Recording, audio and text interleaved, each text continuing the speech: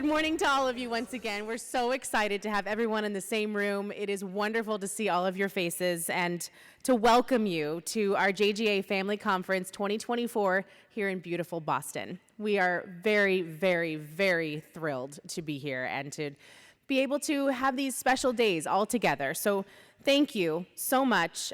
It's my pleasure to help to host this event this weekend. My name is Christina Janes. I'm the Director of Outreach and Content Development for JGA. And boy, it is so nice to be able to have these events.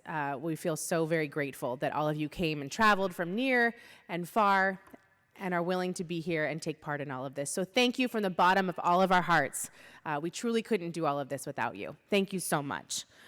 We're going to get started this morning with our very special co-founder, who is here to give the opening remarks for our JGA Family Conference as well.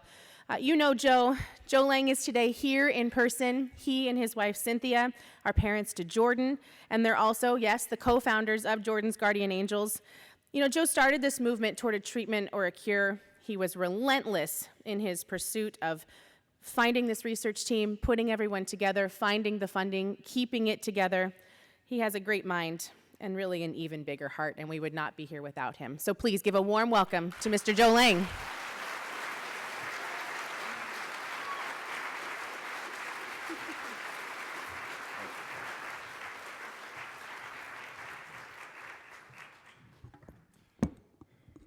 Gosh, wow, I don't know how to live up to that introduction. But I will just talk a little bit. First of all, God, this is so amazing. Looking at all of the families and parents who traveled, being a parent myself with Jordan, I know how difficult that can be. But I want to tell you how important it is that you all made that effort. And we have some really good news that you'll be hearing shortly about help for our children. But I think I'd like to start maybe just saying, Christina, you kind of did the right thing. You said, you know, we'll start with tears. All of us as families with children who obviously have challenges, our families have challenges. These, however, are tears of joy today. And there's, like I said, there's going to be lots of good news that you're going to hear today. We're really on the precipice of launching what will be some very helpful and effective treatments for our children. Seeing you all here inspires us. Christina, Carol, Larry, Kayla, Candace, all of our team, you all are what inspire us to keep going every day, to make those efforts, to keep the work going that really is making a very big difference, not just for our children, but actually for quite a few other children in the world. I promised that I wouldn't let out the other news for others, so I'm going to be careful and not do that. But A, thank you all for making the effort to come. B, those efforts are so important because as we gather together, there's a variety of things that happen. First of all, probably one of the biggest things we learn from all of you. We learn from the challenges and struggles, from the things that you are challenged by with your children. The more that we learn about that, and you'll see our amazing research team, and I can't say enough about them, by the way. They are motivated by you all. When they see the efforts that you make to help your children to be here, many of you in a different country, it inspires them to do this amazing work that they're doing. And I'll tell you, I just can't say enough about our team. They're all, I see some of the faces over here. They work so hard all the time. You all don't see this, but we have almost monthly meetings with the team, updates on the research, the discoveries that they've made. In the meantime, in between those discussions, they're all working with themselves. I've been blessed to be involved with a variety of teams on very important issues because of what I do in my everyday life. But I'll tell you, the team we have here, the fact that they collaborate, They've become friends. That's what has moved this effort so quickly. Because at the end of the day, while it comes down to science and discoveries, it comes down to the people that are doing that. And you all are what motivates those really, really smart, bright people to do the work that they do. And so I really want to make sure that you all know how important the efforts you make are to our success for our children. I can't say enough about that, to be honest with you, because we learn from you, the research team learns from you, and we are inspired by you guys. And, you know, as a dad, I experience it. I experience the challenges that you all face. And I had to apologize for being a couple minutes late because, you know, on schedule, Jordan decided she was going to get a little overwhelmed with all the people at breakfast, so I had to run her back up to the room. I think we all know that. I have a saying at our home, which is, we'll make all the greatest plans in the world, but Jordan will have her own plans. And whatever plans Jordan has ends up being what we have to do. And so I apologize for being a little bit late, but it's an experience that I'm sure all of you have had, and we have to conform to sometimes our children's schedule. So thank you for that understanding. I have a lot of very good news to talk about today in a whole variety of the research efforts and discoveries that were made, even that we just learned about Wednesday, so 2 days ago. So you're going to get to hear all about that. You're going to have, Carol's going to give some wonderful updates about things. Wendy Chung, our fearless leader, is going to share with you all some of this really exciting news, and then we're going to do some more work. We hope that there are things that will be helpful for you, things that you learn here this week. And I want you to know, please feel free to reach out to any of our team here or the research team with questions, things that we might be able to help with. And I think with that, I'm going to probably have Christina come back up, but I want you to know from all of our hearts that how much you all mean to all of us, because you truly do inspire what we do. You inspire our team, and without that, we wouldn't be making the progress we make. So I want you all to give yourselves a round of applause. Whoop.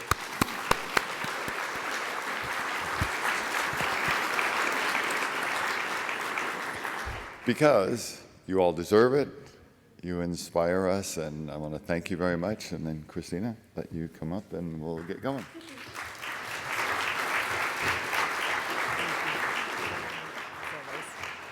One more big round of applause for Joe Lang, everyone.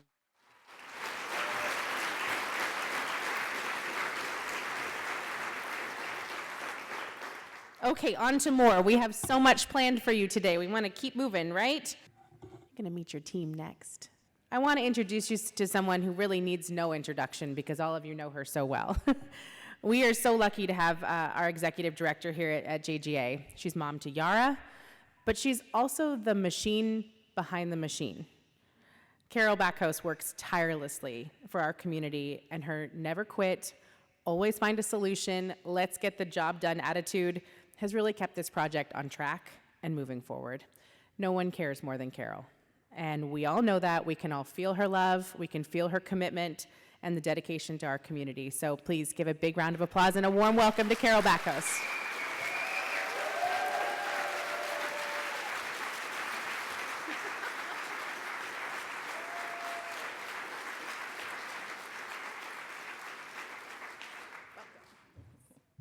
Hi, everyone. Good morning. So nice to be here. So thank you, Christina. I'm Carol Backhouse. I'm the luckiest gal to have been part of this effort from the very beginning. And thank Joe for handing me that opportunity to be part of this and to partner every day and be able to really get to know you and love you and our children and really work together to make a difference for all of our future. We made it through the week. Good job. Hope you've already witnessed a lot of magical moments, and we have 2 more days of magical moments, so get ready for that. We've come a very long way since that very first conference that is so dear to our hearts, with just 20 of our families out of 30 total when we got together in Washington, D.C. in 2017. Where are our families from the first conference? Here they are. Here they are.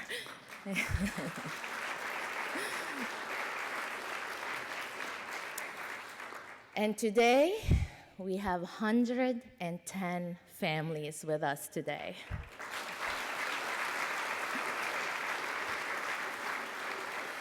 And many of you have traveled so far to get here, and trust me, as Joe said, we know the pain of traveling so far with our children and being out of our routine, but you did not do that in vain. So for our 5D community that was able to participate in the assessment this week, get ready. We've done 67 EEGs, 47 neuropsychs, 71 motor assessments, and over 100 blood draws.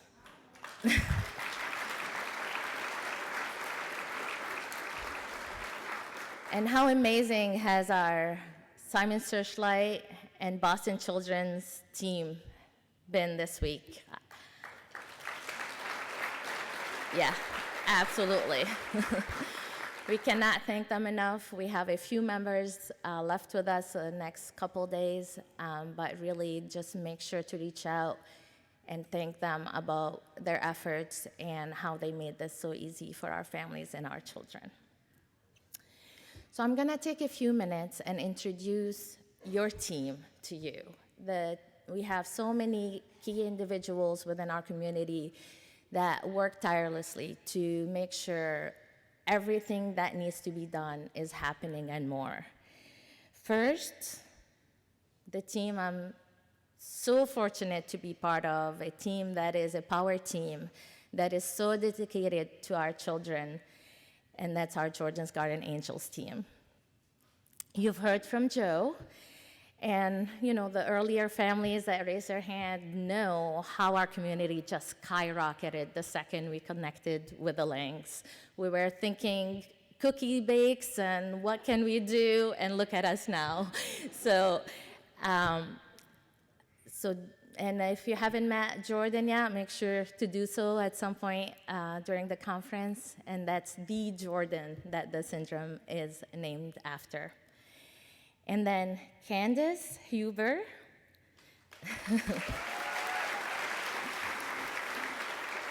Many of you know Candace as Hutton's mom, and Candace and I connected shortly after the diagnosis, and she was all in from that very first minute. She's like, we gotta do this with these people. And she's done amazing. And last year, we were fortunate to bring her on the team in an official capacity to do more as our family engagement coordinator. Candace, everyone.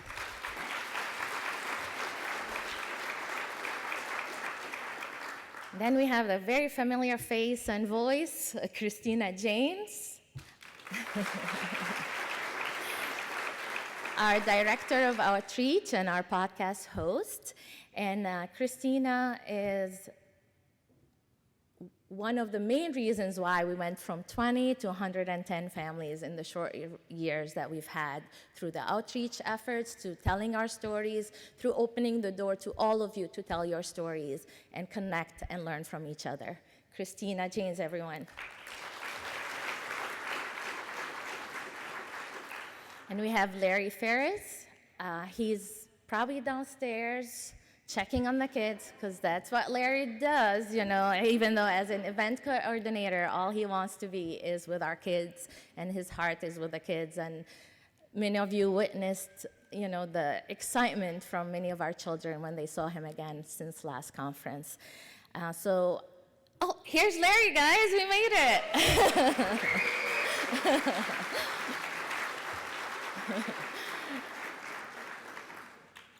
And last on the official team is Kayla Saavedra.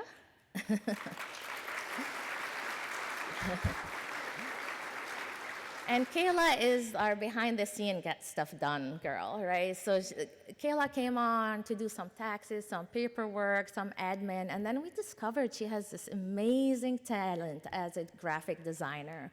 So we put her to work a little too much, I think. But Kayla has designed all these things that you see, the pamphlet, all the flyers that you see on our website, our resources, everything that you see with our logo on it is probably made with a lot of love by Kayla. So here's Kayla.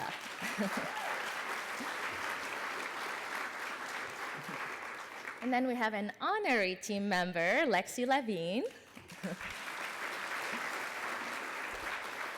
And Lexi is our siblings support coordinator.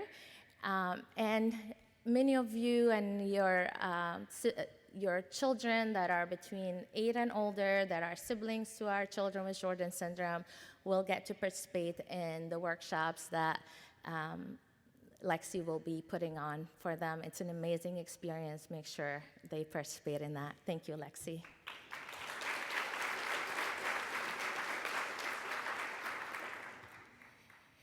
Next, our ambassadors. I'm gonna quickly say your names and ask you to stand and identify yourself. I know your community knows who you are. My favorite thing was one of our siblings saying, "Oh, you're the Carol of Italy," to their dad as they were running around doing the ambassador work. So I can't be thankful enough for this team. It's a team really close to my heart, and I ask a lot of them, and they never complain, so thank you for that. And they're really the pulse of our community and our foundation in each of our communities. Thank you for all you do for helping us build very strong communities around the globe. I'm gonna say your names quickly here because we have a long list. All but 3 are with us here today. And then Candace and Christina is gonna hand you a little thank you gift for all the efforts and just putting up with us on a daily basis. All right, let's start with one of our dads, Drew Frushine, our ambassador for the East Coast. Sharon Elliott, our mom and ambassador from the West Coast. And the powerful duo, Stacy and John Kelly, our ambassadors from the Midwest. And for our Spanish-speaking regions, we have 2 ambassadors, Karina Keegan and Juan Carlos Jimenez. And our ambassador from Israel, Karen Avni. And Tonje Sipahi, our ambassador from Canada. We have 2 ambassadors for Germany, one of which is here today, Imke Feldkamp. Our 2 UK ambassadors, Tom Engelary and Carolina Watson. Our French ambassador, Giselle Asset. Our Italian ambassador, Luca Belloni. And our Ireland ambassador, Adeline Estelle. I'm gonna ask you all to stand one more time for another round of applause.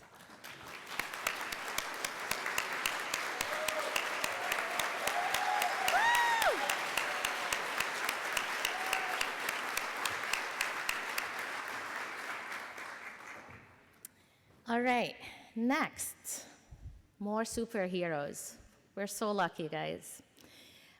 This is our research team, a team as dedicated as each one of us to the well-being of our children.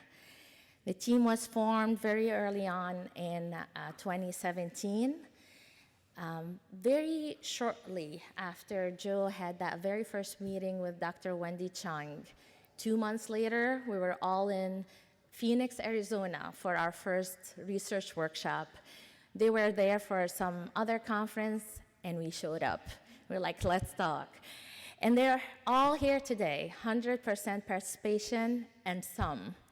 But what's so special about this team is that we have a collaboration, a true collaboration in place that is established through an agreement that all 10 institutions, including Jordan's Guardian Angels, have been successful to put together. And they share their data in real time. Traditionally, how science is made, you do the research, you publish, someone else happens to see that publication, and then they build on this work. Not us, not this team. They're talking almost daily. They're sharing all their data on a monthly or quarterly basis as needed. So they're really working together to build on each other's work and to challenge each other. And that's really the key why we've done so much in so little time, what usually takes decades to accomplish. So I'm gonna say your name again, ask you to stand up and identify yourself, and make a lot of noise. This team is amazing, you guys. I don't think Dr. Wendy Chung is with us yet, but she'll be here shortly, and you'll get to hear from her in a little bit. So we'll keep these applause for next. Is Dr. Mirza in the room yet? Oh, here she is, Dr. Ghaida Mirza. So Dr. Mirza is from Seattle's Children. And I asked them all to share pictures of their team that is working on this project and also some of the exciting work that is happening in their lab today. This is not everything they're doing. It's just a little snapshot of what's most exciting to our community here. But Dr. Mirza and her team are really working on clinical trials for neurodevelopmental disorders. And they'll be one of the sites focused on our clinical trials when we're there. Dr. Mirza.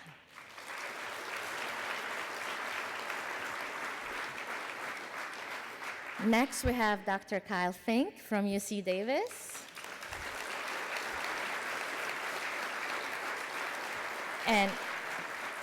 And with him is Isaac, which a lot of the students are, as the team here will tell you, the people actually doing the work. So we're so thankful to have the students here as well. But Dr. Fink and his team are working on characterization of iPSCs, and we'll learn a little more from Wendy what that means.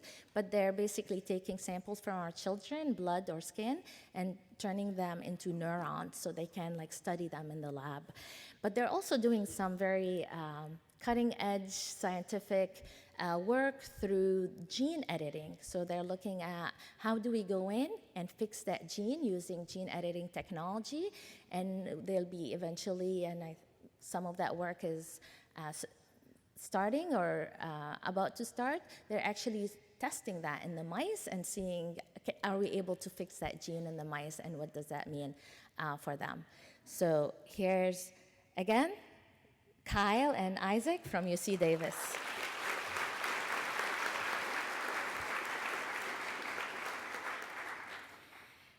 And next, I'm gonna introduce you to someone, and I remember his statement from the very first time we met, saying, I've been studying this field for 30 years, and now my work is connected directly to kids, and I cannot be happier. Dr. Richard Hunkanen.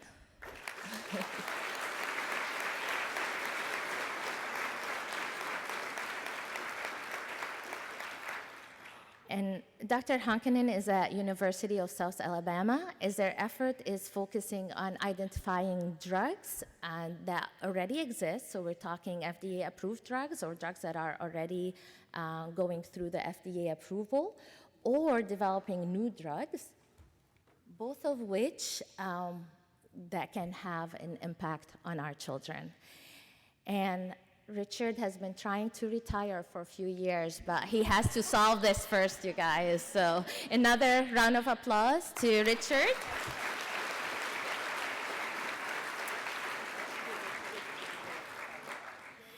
Next, Dr. Verly Jensens.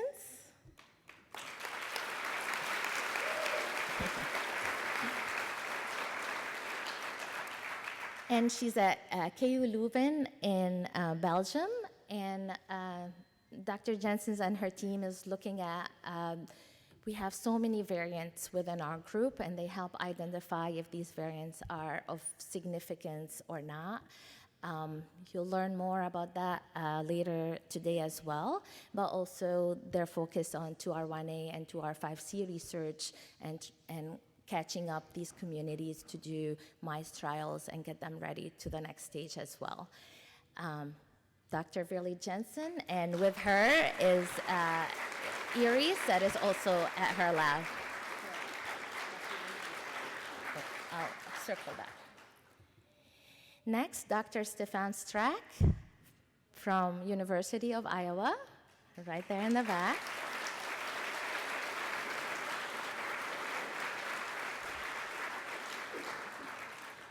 And Dr. Strack and his team have been able to identify the first drug that has shown significant improvement in our 2R5D mice, and that we're looking into for the next stages here.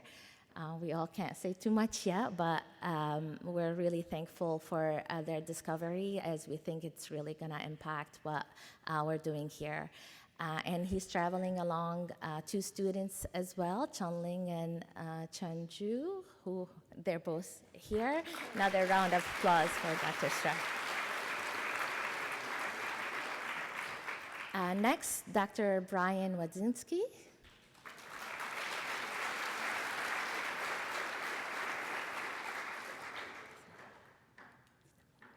And I'm not sure if you saw Brian rolling on the floor with Kana earlier yesterday, but this is the kind of team we're talking about, really being there with our kids with whatever they need. And Brian is one of the labs that you'd want to visit because he gets to work with the cutest alpacas and find nanobodies and antibodies that are specific to our genes. Thankful for Brian and his role on the team. Another round of applause for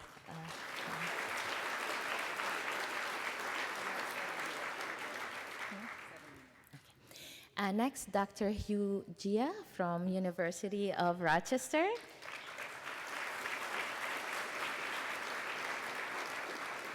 And our family recently visited Rochester, and we got to crash Hugh's lab, and he gave Yara and Mez and our kids a whole tour, and it was really amazing to see the work firsthand, so thank you for that. But one of the things that the GIA lab has discovered is that in Jordan syndrome, there's more neuron activities than typical, and that could be one of the keys to epilepsy and sleep issues that we see with our children. So we'll continue on this path and hopeful to find more venues for us to go after here. Dr. GI, everyone.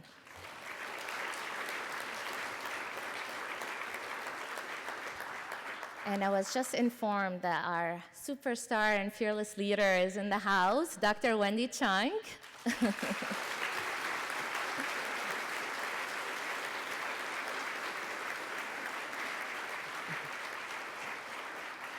And there's so much we love about Wendy, but really the fact that she makes herself available to every single one of our families, not just within our community, but in the broader rare community. There's no one you talk to within rare diseases that hasn't been in contact with Wendy, not just heard of Wendy. And we're so, so lucky and fortunate to have her guide us and lead us on this journey. Thank you, Wendy.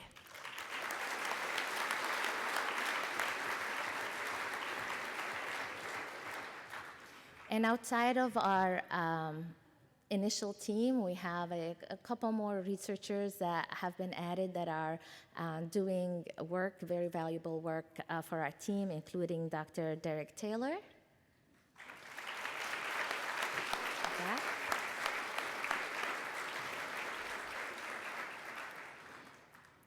And I'm going to ask you all with your students to stand up once again for another round of applause. We love you, and we're so thankful for you.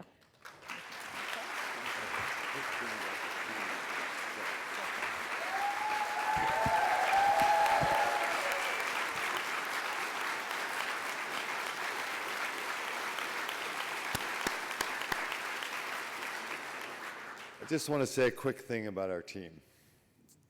All that applause, they deserve so much. And there's a story that Carol and I can tell.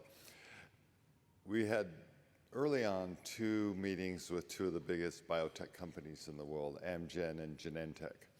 In both of those meetings with their directors of worldwide research, the first thing they said to Carol and I was, "How did you put this team together?" They said, "You guys have the dream team." And that's coming from people who are, truly invested in this world in a big, big way. So I just want you to know that not only do we feel like they're the dream team, but a lot of the world feels they're the dream team. And Wendy, thank you for helping us to be able to put this team together. So I just want you to know it's not just us that thinks they're really amazing. A lot of people think that, and so they deserve all of that applause.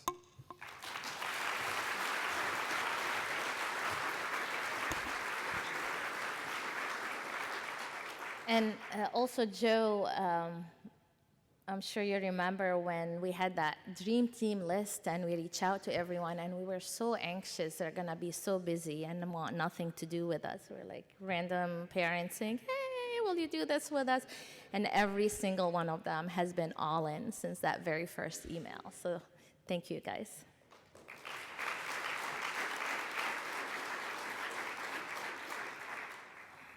All right, shifting gears a little bit, I'm gonna give our Jordan's Garden Angels update on behalf of Joe and our team. And if you have any questions at any time, please write them down on your little posted cards and pass them down to the end, and we'll collect them. And we have a lot of panels and other things happening today, so we'll make sure that we'll get to all your questions throughout the couple days as it makes sense. First, just a little kind of grounding slide about Jordan's Garden Angels, but we are a nonprofit, and the goal here is to conduct research seeking answers for rare genetic mutations affecting children and adults, but also while we're doing that, look at ways to improve the quality of life for the families living with these mutations. Currently, our team is focused on 3 genes, the PPP2R5D genes, also known as Jordan syndrome, and we have the PPP2R5C and PPP2R1A communities here as part of our mission and with us here today as well. Just high level, there's a lot on this slide. I'm not going to go over it in detail, but we wanted to share that every year our team sits together and we have these pillars that we kind of have identified a few years ago of ways our foundation wants to support our community and move us forward, whether it's advocacy, access, communication, fundraising, education, research, or support. And then every year we set our goals of what is it under each of these pillars that we want to do in order to keep moving us forward. And this conference, as an example, is one of the ways that we make sure a lot of these pillars happen, bringing our families together, making sure they're supporting each other, making sure they're accessing the information, but also helping us move the research forward. And our community has grown so much in the last few years. We are a global community of over 420 families today in 44 different countries. Pretty amazing, and that's across the 3 genes. Let's see, who traveled the furthest to be here today? Anyone has taken more than 25 hours to get here? We found a couple, okay. Let's see, 27? We have a winner. Welcome, this is our mom, Ray, from China.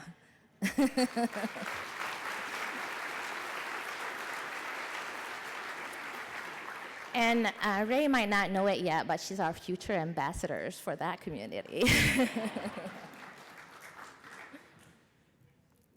So within our 2R5D community, and you're gonna get, the real update from Dr. Chung in a little bit, but this is, just data we collect as a foundation to one, have a way to contact our families if we need to outside of Facebook, but also to know where our families, what are the variants we're dealing with, etc.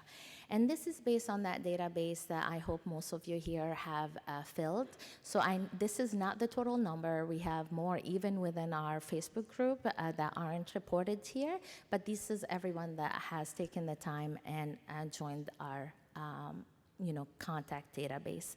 So for 2R5D, we have 328 identified individuals. Our biggest group is E198K with 91. E200K is next with 33, and then we have the rest. But as you can see, there's a big number of variants within the group. And when we're talking variants, if you think about the gene, that misspelling can happen in any part of the gene. So depending on where that change happens, it creates a different variant. So some repeat, some are unique. And again, Dr. Chung will talk a little bit more about that. With the larger numbers, it gives us a little bit of idea, what that variant looks like. Is that a milder variant? Is it more severe? But for most of our variants, we don't have enough to really know or tell.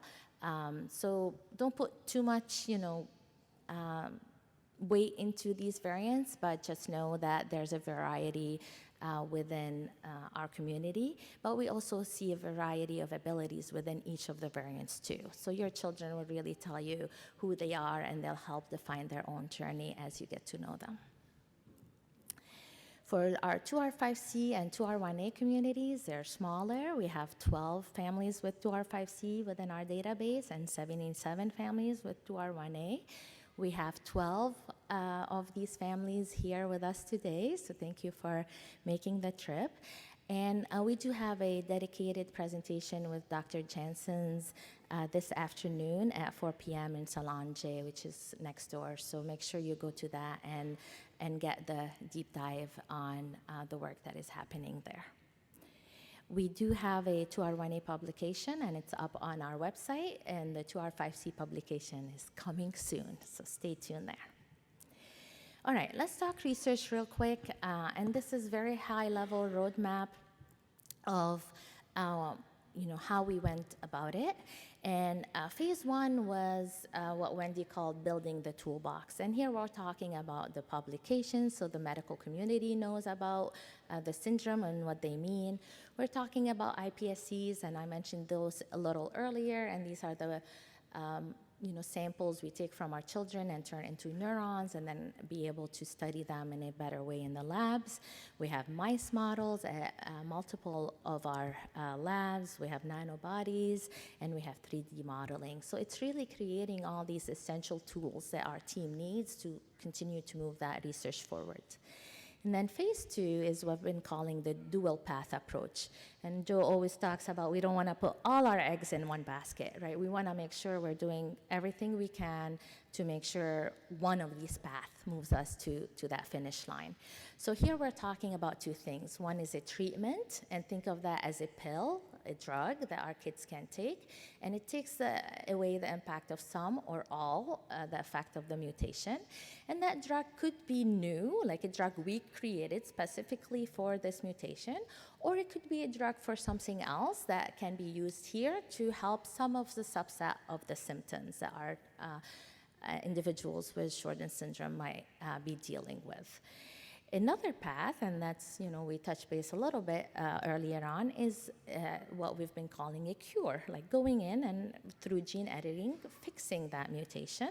And there are a few ways to do that. One technology is called ASO technology, and that one, you have to repeat it every 3 months. It's not like a one and done kind of technology, but then there's the one and done kind of technology, which is the gene editing.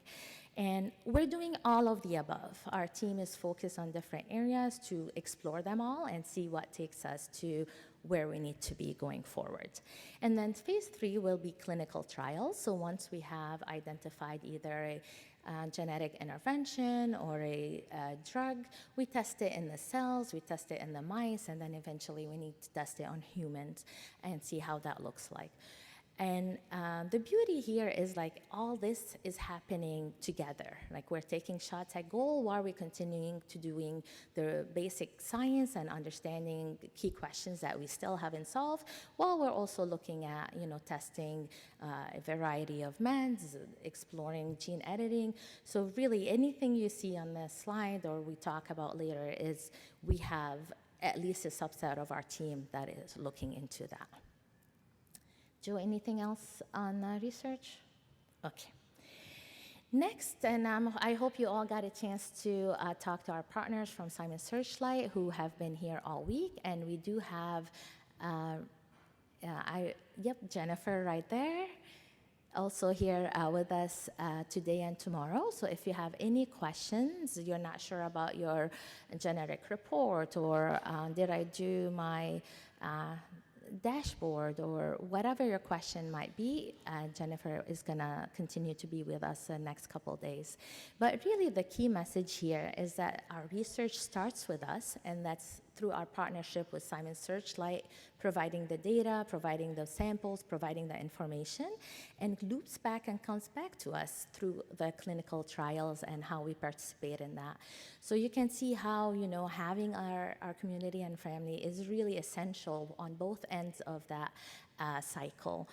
And without Simon's Searchlight, and that's what this kind of infographic is trying to highlight here, is that we're all kind of individuals and not really know. And I'm sure you all had that experience. You talk to your doctors, to your neurologist, they know very little about the syndrome. But then we start providing that information and that data and connecting these points, and now we can provide publication, we can provide data to our research team, and they can use that to move the research forward that way. And then we go from lack of understanding to really way ahead ourselves when it comes to treatment and a cure. A couple other resources to be aware of. One is the JGA website, jordansguardianangels.org. Make sure you visit that often and keep an eye on what's on there. There's a resource center, and there we have resources for our families, we have resources for teachers, for siblings, resources for therapists, for doctors, publications, you name it.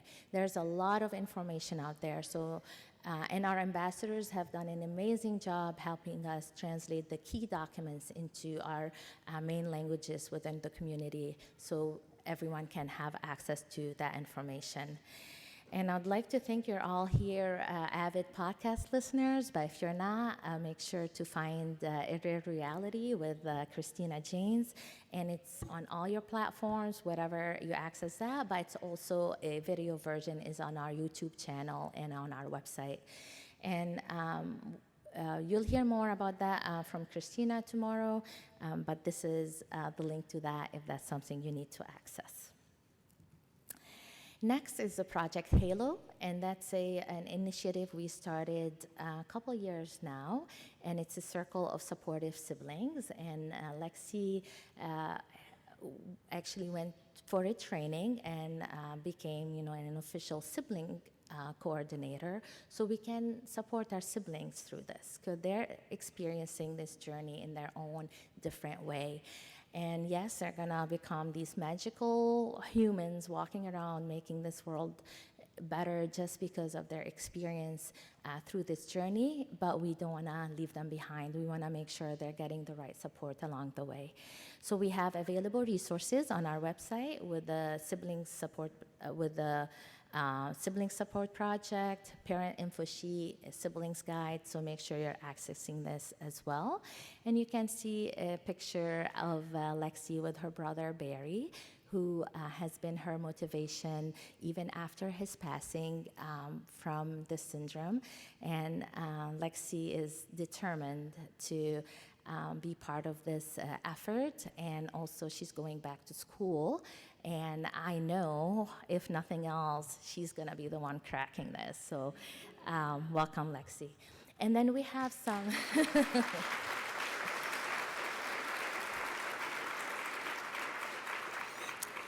And then we have related podcast episodes that you can listen to. Some are more informational, like season 2, episode 11 and 12. But then season 3, episode 8, we had a sibling sit down, and it'll blow your mind how our little siblings see their brothers or sisters living with the syndrome, and how for them it's like, they are who they are. I don't see the problem, right? So listen to that and listen to their experiences there. As I said earlier, we do have sibling workshops tomorrow. We have for the older age group, 13 plus, and for the younger, 2 to 3. Please do encourage even your older siblings to give it a shot. There's nothing like sharing how you feel and being able to say, I'm sometimes feeling embarrassed about my sibling, and be in a room that says, me too, but that's okay. So make sure they all attend and share and connect there on their own level. If you need to get in touch with Lexi, all these tears, you guys, I'm trying to keep it together here. You can email siblings@jordansgardenangels.org. And for our new families, we do have a roadmap because we want to meet you where you are. Our families deal with this in so many different ways. Some families need some time to process and think through and decide how they want to do that. But other families come in and say, put me to work. What else do I need to do? What paperwork am I filling? How am I doing a fundraiser? Or whatever you need to get that energy out, we have something for you. So for all our new families here, who here has been diagnosed in the last year? Lots of our new families. Yep. Welcome. This could be very overwhelming. I get it. This is our 4th conference, and it's still overwhelming. We still cry every chance we get, but you're in good company. If you have any questions, any of our families here are here for you. But make sure, if you haven't yet, to join our PPP directory, and that's where these numbers that I shared earlier come from. And really, this is a way to keep track of our families, to be able to email you any news that comes out, and a way to send you our monthly newsletter. And that's where we share all the key announcements and things to do and cool stuff. So make sure you're signed up to join that, and that's the QR code for that newsletter. And I'm going to pause here for a second. So if you're not getting that monthly newsletter, this is your chance to add your email to receive it. And then you'll stay up to date with everything we're doing at the foundation. Lastly here, your team is here for you. As I said, I'm here doing the slides just for simplicity, but any of our team and their dedication and their hard work, they're really here to answer your questions. If you have any idea, just tell us.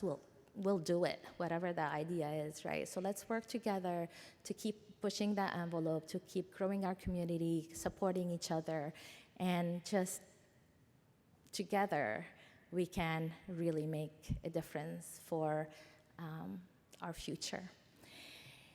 Okay. I think that's it from me. I'll pass it back to Christina, and I'll see you all around. All right, research updates are next, and the clinical updates we've been waiting for, and all of you have been thinking about, so let's get right to it, shall we? A person who needs no introduction either, Dr. Wendy Chung is here. She's a clinical and molecular geneticist and the chief of the Department of Pediatrics at Boston Children's Hospital and Harvard Medical School. Dr. Chung directs NIH-funded research programs in human genetics of pulmonary hypertension, breast cancer, obesity, diabetes, autism, birth defects, including congenital diaphragmatic hernia, and congenital heart disease. She's a national leader in the ethical, legal, and social implications of genomics. She was the recipient of the Rare Impact Award from the National Organization of Rare Disorders and is a member of the National Academy of Medicine and the American Academy of Physicians. Dr. Chung received her BA in biochemistry from Cornell University, her MD from Cornell University Medical College, and her PhD from the Rockefeller University in genetics. And boy, are we so lucky to have her as our fearless leader. Let's introduce Dr. Wendy Chung to all of you.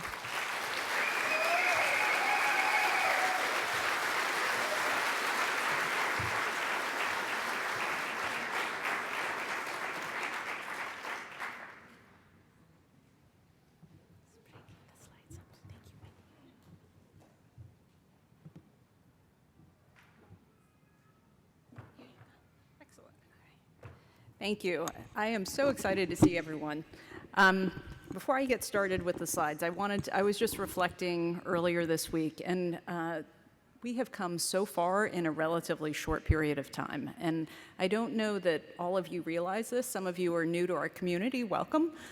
Some of you have been here from the very beginning, and it's great to see those old faces.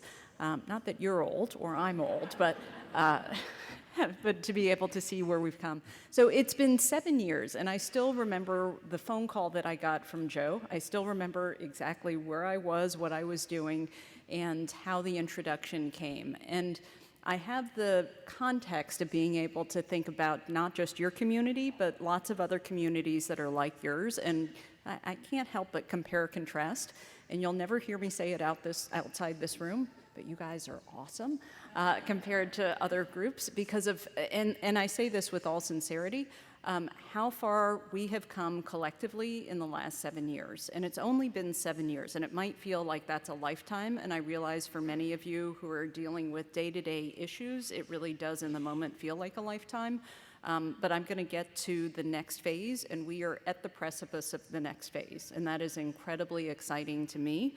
But I don't know if the next phase is going to work, so I want to temper expectations as we're thinking about these. We have to be able to see what's working, how it's working, and you all are going to be the scientists and the observers as you're part of this sort of grand mission that we have together to be able to do this with us. And I do need all of us to be our eyes and our ears together, because no one of us is going to be able to tackle this. We've all got to do it together. So, as I said, in thinking about the last 7 years, it's been my real privilege to be able to work specifically with Carol and Joe in particular. They may or may not say this, but I will say, give Carol a hug, give Joe a hug when you get a chance if you haven't already. They are the right combination of both compassion and giving it to us in terms of keeping us moving and being able to keep us on track, but inspiring us in terms of their children and collectively our families going forward.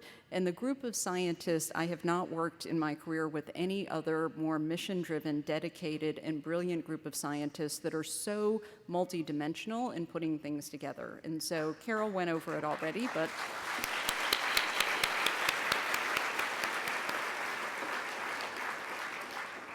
this is a team that literally I will see on a Zoom for some of them at 11 o'clock at night. In terms of depending on where in the world they are and what we have to do to accommodate all of our schedules to do this.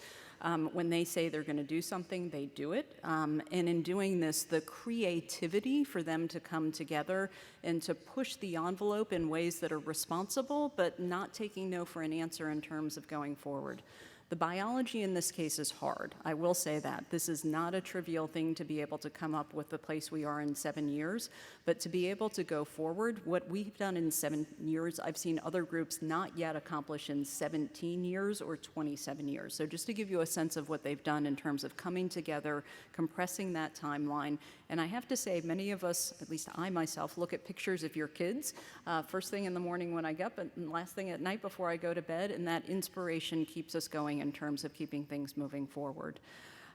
As we're doing this, we really have been able to, and we try not to leave anyone behind, and I say that with all sincerity because each person in this community is a little bit different, whether it's a little bit different based on the gene, based on the genetic variant, based on how old they are, based on where they live in the world, and so every single person matters, and so we really need to be able to come together, and it's always your choice, but for us, it's my responsibility to be able to allow you and to be able to facilitate a way that's easy enough for you to participate participate if you want to. But it is important for us to stand up and to be counted, because I can tell you we're getting to the time where we're going to need to partner with companies to be able to operationalize some of the treatments, and they care about numbers. And so they care about numbers in terms of how many people in the world they are, to simply be able to see, is it worth their time and their energy? And so as we do this, we want to make sure that we're fully counted in doing this.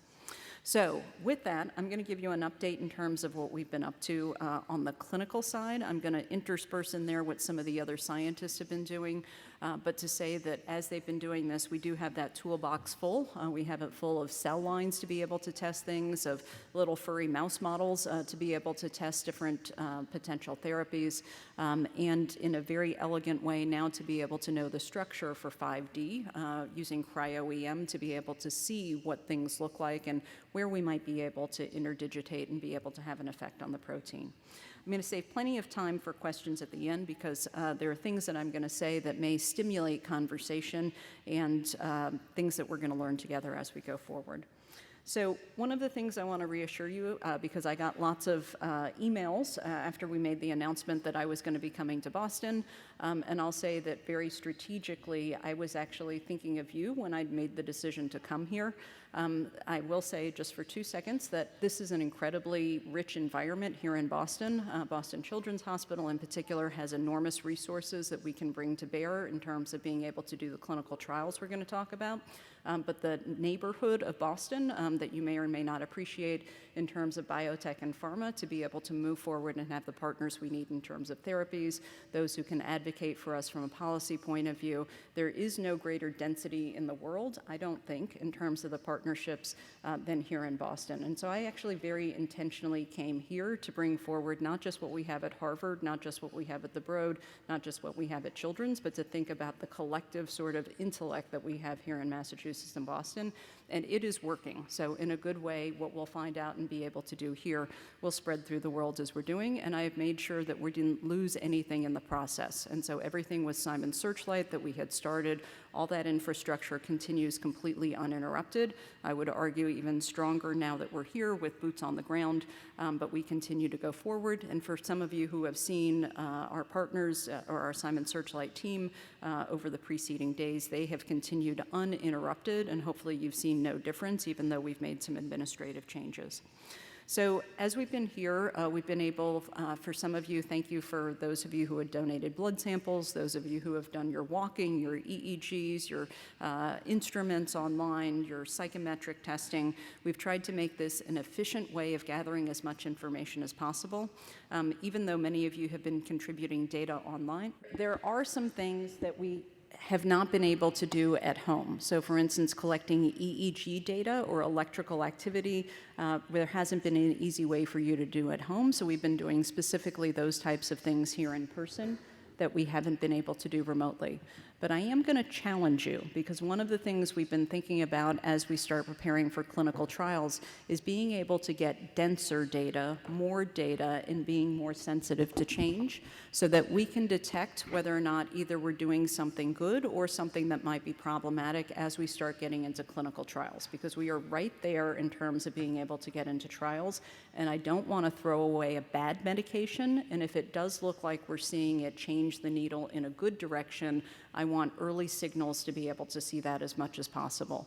So I realize that this may be increasingly burdensome, and I completely acknowledge that in terms of what it takes for you to be able to partner with us in terms of doing that. So I need to hear your feedback. I need to understand the pain points as we go forward.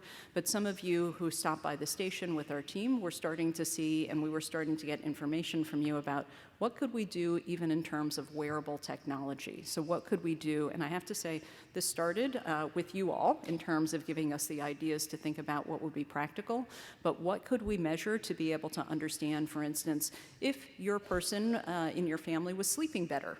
What could we do to be able to measure that in a reliable way? How could we collect the data?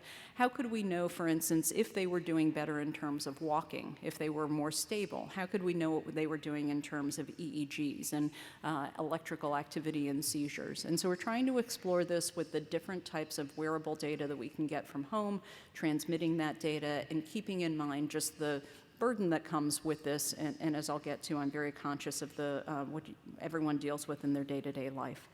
So as we're doing this, I'm not going to go through too much detail except to say that Simon Searchlight, we've been at this for over a decade. We're committed to continuing what we do and doing this internationally. For some of you, in terms of languages, we continue to expand the languages that we can be available in. We're not perfect yet, but we continue to improve that. And this is part of a larger ecosystem so that you know, even beyond what Joe and Carol have done in terms of JGA, part of a larger initiative at the Simons Foundation that some of our research investigators have been able to take advantage of in terms of additional funding, additional samples, additional support that helps to power what we're all doing going forward. This just to give you a perspective in terms of what I support, although, again, don't tell the other groups, but you're my favorite. As we think about this, there's a larger ecosystem, and so we actually learn from the larger ecosystem as well. And so as we learn how to do things from some of these other groups, we can immediately transfer them reciprocally. As we're learning from you all how to be able to partner in certain ways, we can be able to disseminate that information more broadly, and so we're stronger together. I put the box around the phosphatase genes, so there are 3 of them that we're representing here. I will say, and I know this is kind of confusing, there's similarities, but there are differences. And so for each of you, you need to remember as I'm talking through things whether or not you're part of 5D, and that applies to you, or whether you're part of one of the other groups. And I apologize that I can't talk about all of the conditions simultaneously, so I'm going to separate them as we go forward. But there are, as I said, important similarities, but differences as well. With Simon Searchlight, as we're doing this, just so that you understand, this is not a one and done, but understanding longitudinally, things changing over time. I'll go with you to explain this, but in particular with our community, these genes, based on the biology that we understand, are important within development of the brain and behavior, but they're also important for maintaining that function over time. And so with this, things change over the life course. Things are not the same when you're 3, from when you're 13, from when you're 30. We do know that there are going to be changes over time, and we need to be able to see those individuals as they change over time. This is starting to become critically important as we're preparing for clinical trials. And so for each of your either younger or older people, those changes happen over time, and we need to know that slope of the change. Because when we think about now an intervention, we need to know, is that slope changing? Are we going faster? Are we having more advances? Are we potentially doing something bad? I hope not, but are we losing ground as we do this? Or are we going in the same trajectory that we expected to be? So we need to be able to have that information to know what that change is expected to be so that we can project for any one person what they're going to be. So that's why we a little bit torture you, but that's why we're doing what we're doing in terms of trying to gather that information. And we're trying to do some of this in person so that we can confirm what you are telling us. So one of the things when the regulatory agencies like the Federal Drug Administration or in Europe, the EMA, when they do this, they have to ask, what are we going to see if this medication works? Tell me what outcome we're going to look at. And they are sometimes reluctant to trust you as being the reporters of those outcomes because they say, maybe there's going to be some wishful thinking. Maybe there's going to be a placebo effect. Maybe you're going to want to see some changes, me as well. And so with that, maybe we shouldn't trust that. We should have something more objective to be able to see, where it's not just us seeing what we want to see, but show me the data with something more objective. So the reason we do some of the things like the EEGs that are here at the meeting is because those are things you can't fake, right? Those just, the data are what they are, and so we've been trying to include some of the objective measures. We've been trying to include some of the things where an observer, an evaluator who's reliable in doing this can confirm what you're telling us. And the more that we can see those things being closely correlated, the greater trust that others are going to have in terms of what you're reporting is an accurate reflection of what we're seeing. That, in addition to some of the digital data that we're talking about collecting, our hope is that we don't need to do all of those, but we'll be able to do a core group of those conditions that we can see when the needle is moving as we start getting into interventions. So the good thing is we're getting data to show us this correlation is working well. As we're doing this, we have converted over to make this with feedback from you to be able to allow you to do this more on your own timeline and your own schedule. So we do continue to have a genetic counselor who can talk you through, for instance, the medical information and making sure you get it right. We also have an option that you can do it completely on your own. So if you can do this, you want to do it on Saturday night as your big hot Saturday night activity after the kids are in bed, you can do it on your own. You don't need our genetic counselors, but if you want to do it with our genetic counselors, because it's complicated, we're happy to do that as well. Within this, I'm not going to go through the detail, but to say that within your dashboard, you can get back online if you haven't done this for a long time and you want to figure out where you need to be. We can help you get sort of ramped up and started again. And within this, we also respect that it takes a lot of your time, so we have just a little token of our appreciation where you can get something for your kids if you end up doing this as well. To say that we continue to evolve, and one of the things that we're continuing to evolve is having the right size measures for your young people, and one of them is the ORCA. So listening to the FDA and the EMA about what they would like to see with an outcome measure that's sort of right sized to our community, we've realized that the ORCA in particular may be an important one to do, so we very intentionally added that. And as we're doing this, we're going to ask in particular, that's an important one for us to do. And any of these slides, by the way, you're welcome to take as many pictures as you want, but we'll also have the slides and the whole thing posted afterwards so you don't have to rush around and jot everything down. We very intentionally want you to be in sync with us in terms of learning together. And I will say, and a shout out to Lexi in particular, it has been my tremendous pleasure to work with Lexi as a representative from the community about publishing clinical care guidelines that's based on your data. And the reason we did that was to help your doctors to be able to take better care of your kiddos, as well as to make sure that this is covered by insurance. So that was very intentional to be able to turn your data into something practical that mattered. And again, we're happy to make sure that everyone has access to this, but that was the reason why we did it. And in doing so, we took data from individuals around the world, hoping that these guidelines would help individuals. And I've been, believe it or not, traveling around the world, spent a fair amount of time even this morning on Zoom with folks from Italy and Spain to make sure that we've got outposts now around the world to be able to help with future clinical trials we'll need, as well as the clinical care centers of excellence if we need to have an international group of doctors to be able to help your folks. Within this and within the United States, just in case you want to have lunch with anyone who's in your neighborhood, we also are making sure that we've got increasingly sort of stations around the United States. I'll get to this when I talk about what we're doing for clinical trials to make it easier for you to have someone that's closer to your backyard. As we're doing this, we're also trying to operationalize what Lexi and I wrote in terms of clinical care guidelines, and even for those of you who may know of Epic or your electronic medical record, being able to take that and operationalize that so that just drops into your doctor's medical record and pops up in terms of being able to help them during a visit in real time, so it just happens, and that you can take essentially Dr. Wendy's brain and put it into your visit with your pediatrician or your neurologist and be able to make sure that they've got up-to-date information.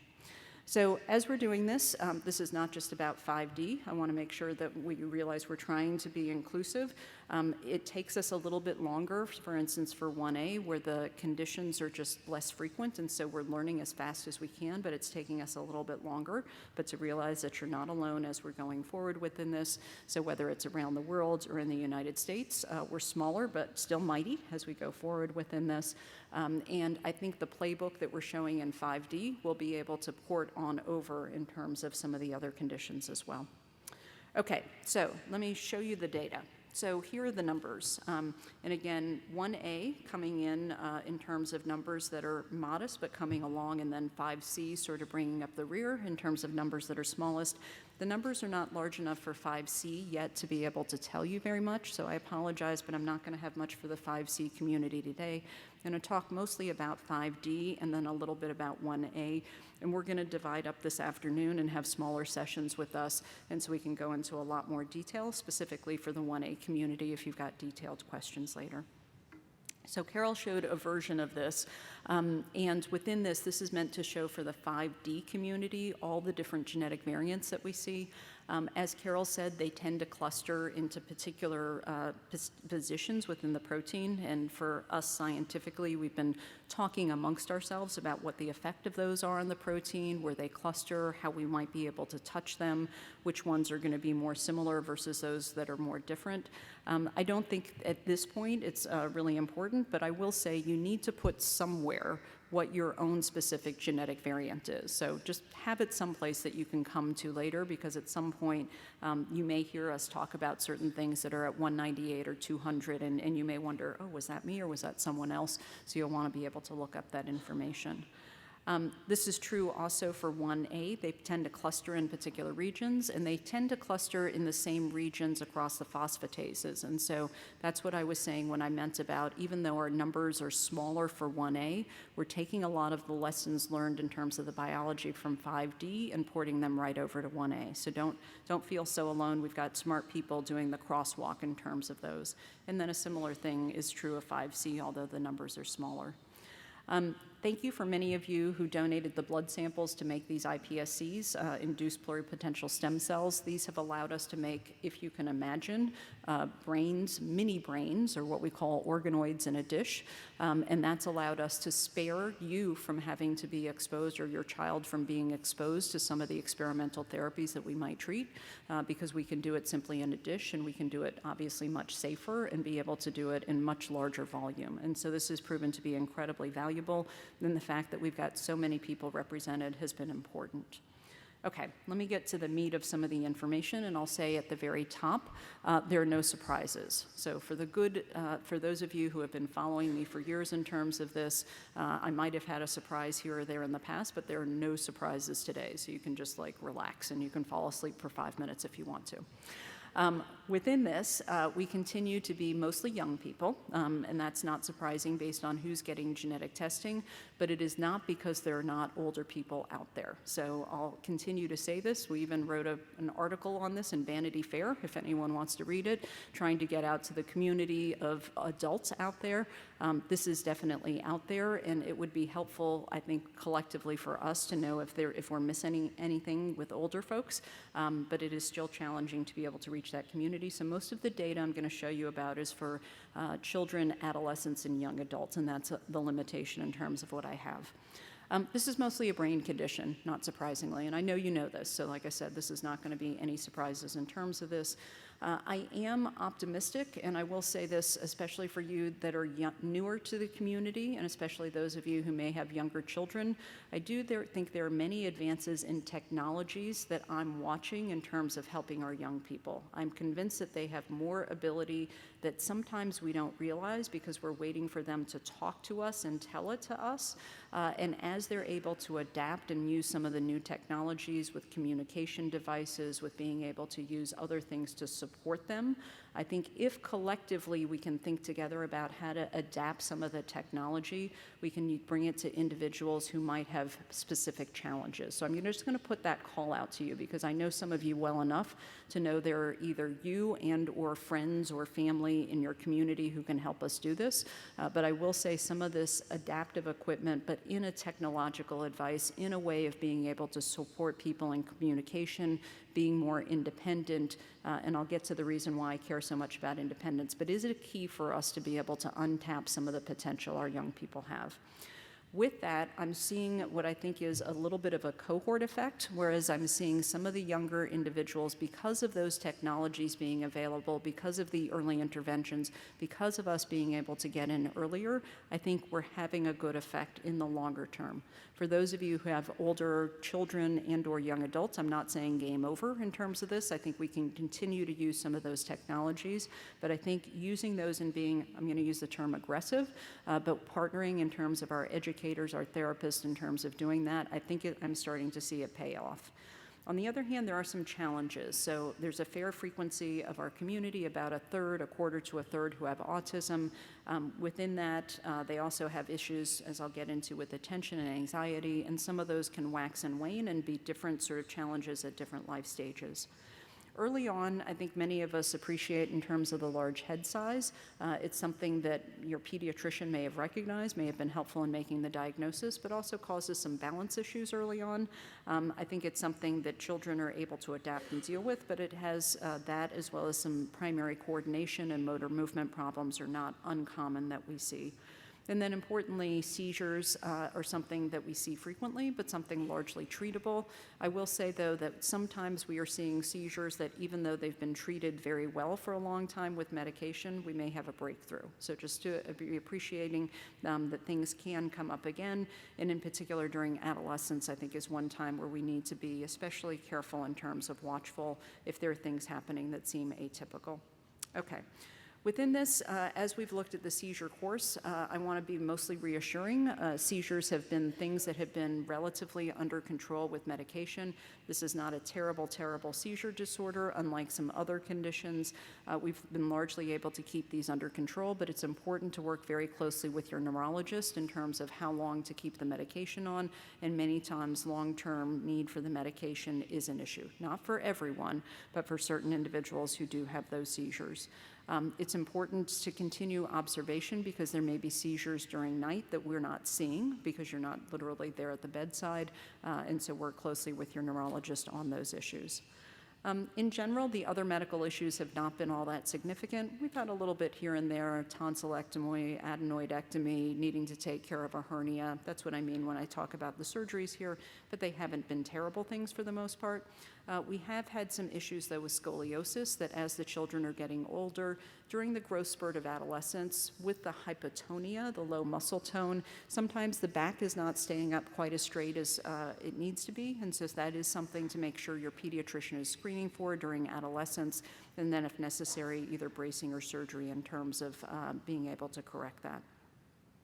We have had some individuals, especially when they were younger, that had some feeding issues, and so they may be on the shorter side, they may be a little bit on the thinner side, nothing that's been too terrible in terms of this. And in general, with growth hormone is not going to be the panacea within this. This is just sort of part of who we are, and that's okay. But to be aware of that so you don't panic as you go forward. Vision is an important issue. The eyes are the window into the brain, and we need our young people to be able to see and experience the world accurately. This is something that continues, and that prescription may change over time. So making sure that you continue to see the ophthalmologist for these issues, alignment if you need surgery for a wandering eye with this, making sure, as I said, the prescription is correct is important just to be able to make sure folks are safe as well as they're able to learn. The additional medical issues, as I said, have not been too great. There are tummy troubles. Constipation, diarrhea is something that we commonly see. Most folks have found a way with the combination of medication, remaining physically active to keep things moving, certain medications, occasionally laxatives, to be able to help things moving along. I'm not saying that it's nothing, but it's something that hasn't been an overwhelming sort of thing, and something that we have been able to accommodate to. For medication uses, the most common medication use has been for the seizures, as I described, but some people are having some issues with sleep. I'm going to come back to that again. Individuals especially having trouble falling asleep and staying asleep, so use of things like melatonin, quite common in the community, and some things more stronger medications in certain cases, sometimes used for behavior, but also used as a side effect in terms of sleep as well. And certain medications in terms of psychiatric medications or behavioral medications for antidepressants, not very commonly used, but occasionally used and can be productive. In terms of the seizures, it's been interesting to see that there's no winner within this. Different individuals have just sort of, with their doctors, figured out what worked best. And I will say that many of the traditional medications that we use for seizures, the ones that we've got like decades of experience with that are not very expensive, so it's not the newfangled medications we've gone to, but some of the standard medications have proven to be quite effective. So in many cases, it's just been one medication and a standard medication, and valproic acid by frequency, sort of one that's most common, but like I said, several different medications that have been proven to be effective as well. Okay, so I'm going to go now from the medical side to some of what we're seeing in terms of direct assessments of development. And these are your reports to us with something we call the Vineland Adaptive Behavioral Scale. And each point here, each dot is an individual person. And what I'm trying to show you is that there's a positive slope. And so I'm showing you on the x-axis the age of the individual. So as people are growing up, they're gaining skills consistently over time. With this, up until the age of about 20, people are not plateauing, people are not going downhill, they're continuing to gain skills. If I were to show you the slope, though, of a quote-unquote neurotypical person, the slope is not as steep, right? So the rate at which they're gaining the skills slower, but they're still gaining skills consistently over time. To give you a sense, and this is especially for some of our new parents, where you're wondering sort of what the future holds and what to expect, within this, I've shown you expressive language. I'm going to show you several different curves. This is specifically about, for instance, speaking. And at this dashed line here is meant to show when people were achieving the ability to use single words in terms of doing this. And you can see that there's a range. Some individuals are achieving that ability even by 3 years of age. Other individuals are taking longer to speak with single words. But it is coming in over time, and you'll see that there's some variation. And many individuals are not speaking just single words, but again, speaking full sentences in terms of going forward. Many individuals with adaptive communication devices also may be speaking, where it may not be coming through the mouth, but it's coming through a communication device as a transition as they're learning how to speak and communicate. And that can be helpful in terms of limiting frustration. This is now about personal care skills, so about independence. And I'm going to explain the method to the madness about why I'm focusing on this. So if we focus on a couple different things, using a fork and a spoon is the lower dashed line here. The upper one about being able to dress themselves independently. You can see that over time, individuals are gaining those skills in terms of being able to be more independent and self-sufficient. Some people doing it earlier, some people doing it a little bit later, but important. And it is a skill that I think can be learned and can be developed, but it takes a lot of patience, a lot of reinforcement to be able to do it. And of course, in terms of doing that, work oftentimes with physical therapists in terms of, or occupational therapists with those fine motor skills, as well as being very pragmatic going forward. Social development, I think, is one place where our folks shine in terms of their ability to connect with other people, their positive energy, their warmth, their affection are all, I think, some of their strongest points in terms of being able to have others around them both love them, fall in love with them, feel like they want to protect them, want to help them. I actually do think it's one of the best things about our community.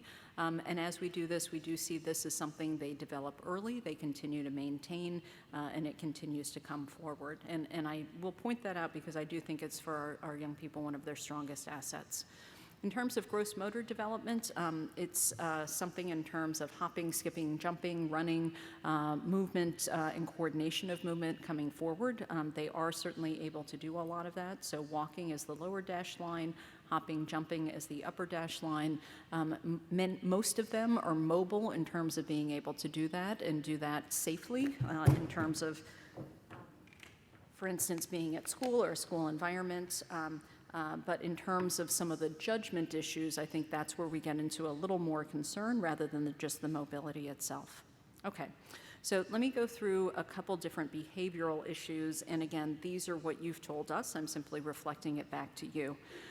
This is for children at the younger age of the spectrum, up until age 5, and they have challenges because they get frustrated and they just have difficulty waiting and being patient. Like they just sometimes get a little bit, I'll say needy is the way I'll describe it, and I'll get to that and you'll understand what I mean in a second. So with that, that is something that I feel your pain, and I'll get to that in just a second because we did something with the caregiver burden, and that's what comes across a lot in terms of where you're feeling some of the pain. The reason I emphasize this is because what we need to hear from you is what would make a meaningful difference in the lives for your child, for your family, and what some people might think is small, you might think is big. Right? And so that becomes one of these, as we iteratively try and come up with treatments and improvements, there are things that we need to build on anything that's positive and be able to continue to build on that. So you need to tell me what matters to you. I need to help think about how we measure it and how we measure it in a very rigorous, reproducible way and how we measure that change. And then we need to be able to make sure we have things that actually treat that. So on the younger side, that's what we're seeing. On the older side, I would actually say we continue to see some of those same things. That is, this doesn't go away when someone goes to kindergarten. This continues as a lifelong challenge. But what becomes a little bit more obvious in the older individuals are also distractibility. They've got a lot of energy. There are a lot of things they want to be able to do. And so they move around as they're doing that. And I know in the classroom or in the educational setting, sometimes that can be something in terms of being able to keep them on task, to be able to learn certain activities. So as we've done this, as I said, we've tried to take objective measures. So the other things were what you reported to us, right? So now we've tried to take the objective measures, and if you remember back to New York in 2022, some of you were kind enough to wear those funny caps that had all of those electrodes, and some of you wore the funny caps again today or this week at the meeting. And so those were ways of being able to collect electroencephalograms, direct brain waves, so that we could see how the brain was working, or at least say how the brain activity was, and make correlations between what we were directly measuring that you can't fake, it just is what it is, but make those correlations then with what you were reporting in terms of how your child or loved one was doing. The good news is that those tend to correlate. They're not absolutely perfect. No scientific measure actually is with this, but we're correlating to be able to see what you're telling us in terms of behaviors, what you're telling us about development, and we can now start to see some of that correlation with the electrical readout that we're seeing in terms of the brain waves, with the hope that we can start to use some of those brain wave patterns as we're doing the clinical trials. Okay. With this, we also wanted to understand you, because we want to be able to think about your lives and have a way of being able to measure the impact in a holistic way about what that impact is on your life. So we took qualities of measure, or quality of life measures, standardized measures. These are measures that the FDA, the EMA cares about. So again, we tried to think ahead about what they care about. And when we looked at this and looked at the quality of life for your young person and also for you, we looked at these things. The good thing, and this is what I was alluding to, what comes forward as being the most positive part in terms of the quality of life is just the positive energy, the love, the warmth, in terms of the emotion for young people or individuals with Jordan syndrome. On the other hand, there are some times where there can be issues in terms of disruptive behaviors, negative emotions that come out. Thankfully, not all that often. But the issue is, in part, just the time it takes in terms of being able to keep up with your young person and the energy and focus it takes to be able to keep them on task. And so as we started doing this and looking at I'm going to call it burden, and I don't mean to say in any way that our young people are burdens, but when you thought about what the impact was on your life, it is just hard in terms of the amount of time it takes to be able to take care of them. And as you think about taking care of yourselves, taking care of your partners, taking care of your other kids, it just becomes a big thing in terms of time. And so with that, one of the things that I'm trying to think through with you is if you feel like this is a correct reflection, how do we do something so that they can be a little bit more self-sufficient, a little bit more independent, that gives you a little bit more of your lives back in terms of thinking about that? I don't know if I'm right or wrong about that, but that's part of what the data suggests in terms of what you've been telling us.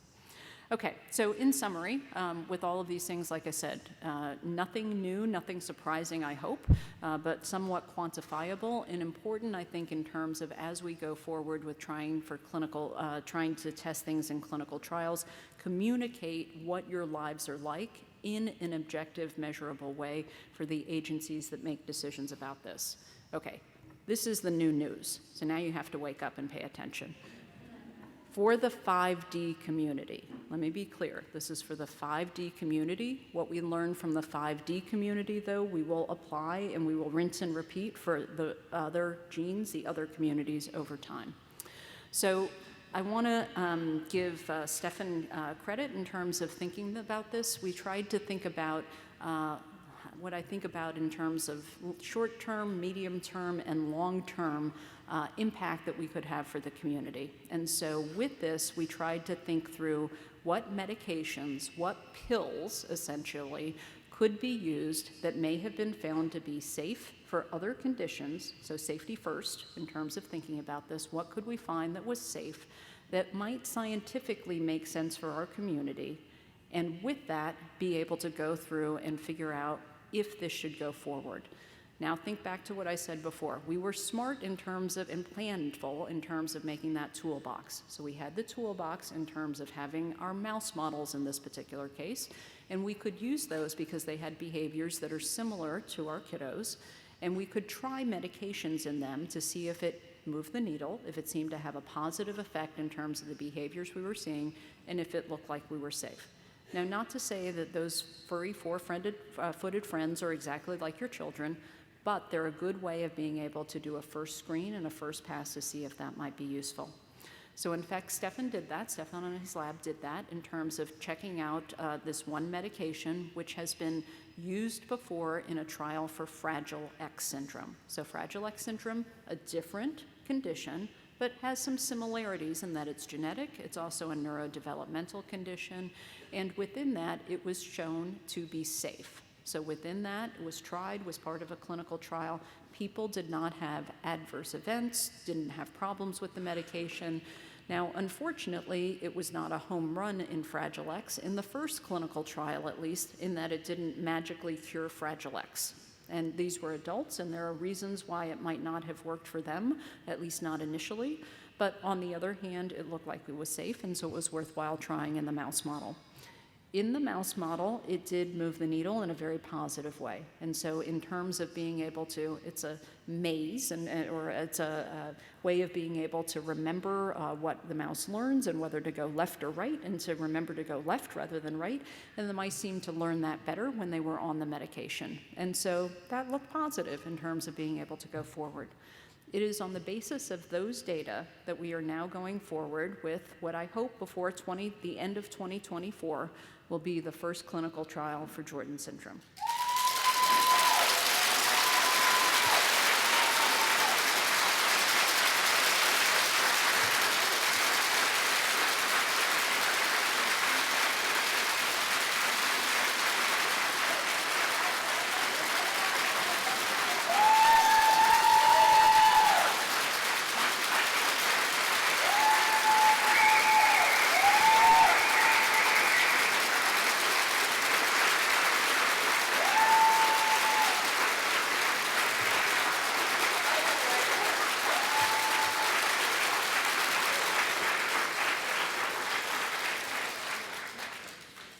Boy, I got goosebumps. So let me explain a clinical trial to set expectations within this. We don't know if this is going to work, how it's going to work, and so this is what I said in terms of everyone who decides to participate. It is a commitment. We realize it's a big commitment. We're all very grateful in terms of those of you who will be brave to try this. And we need you to be observant, because we have built into this the measures that we think might change with the treatment, but I also have an open mind that you might observe other things changing, either that we haven't thought of, or that we don't want to burden you by measuring everything, so we've tried to be realistic in terms of what we're measuring going forward. Now, I realize these are, I'm showing you, and I'm happy to go over this in detail or questions later. I realize not everyone meets the inclusion criteria. I'm fully conscious of that, and within this, I'll explain the rationale in terms of why that is. These are always iterative, so you always have to start someplace and gather some data and then be able to move forward.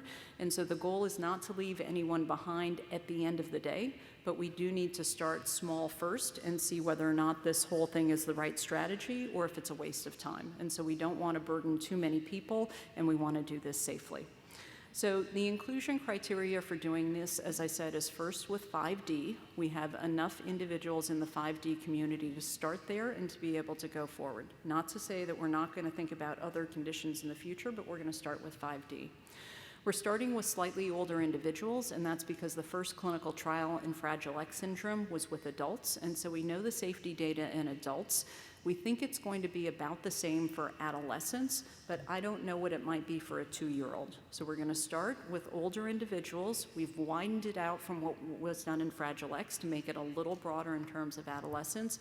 And if we go through and we find that this is safe and effective in this age group, I can imagine a path forward where we're going to go down to younger ages. But as a community, we're going to work together in terms of being able to do this and do the first stages.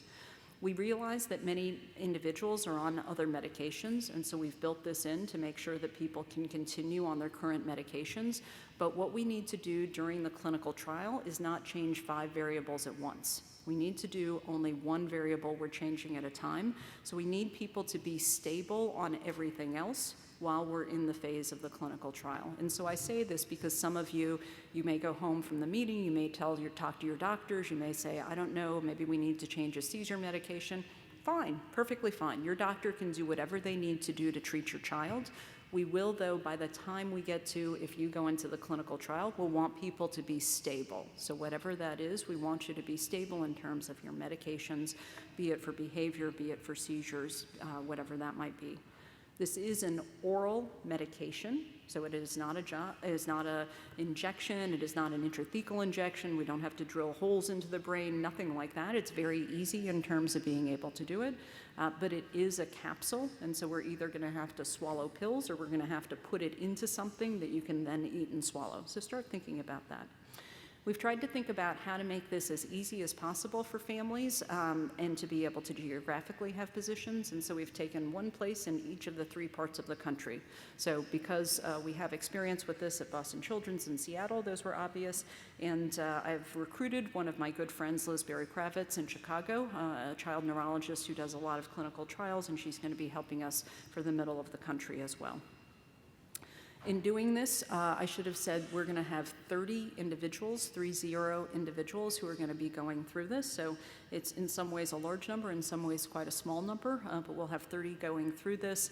Just some relatively small features. I think everyone, is going to be able to qualify if they're the right age range, but we need to be of a certain size and not have serious kidney or liver conditions, and I think most people will qualify because of that. And again, we can post this later, but it is a big commitment. And so I do want people to think about this.